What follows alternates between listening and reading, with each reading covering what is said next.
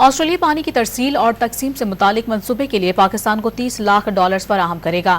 پاکستان اور آسٹریلیا کے درمیان منصوبے کی یادداشت پر دستخط ہو گئے ہیں۔ مزید بات کریں گے، ڈان نیوز کے نمائندے طاہر شرانی ہمارے ساتھ موجود ہیں۔ طاہر، پانی کی تقسیم کا یہ منصوبہ کیا ہے، اس حوالے سے تفصیلات بتائیے گا۔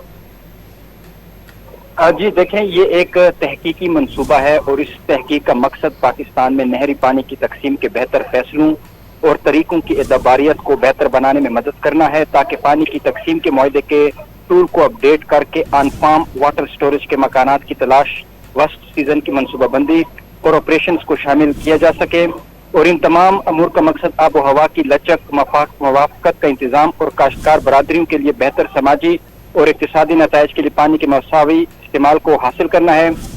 پاکستان اور آسٹریلیا کے درمیان اس حوالے سے مفاہمت کی یادداشت پر دستخط ہو گئے ہیں، جس کے تحت آسٹریلیا کی جانب سے پاکستان کو $30 لاکھ جو آسٹریلوی ڈالر ہیں وہ فراہم کیے جائیں گے۔ بہت شکریہ آپ کا تفصیلات سے آگاہ کرنے کے لیے۔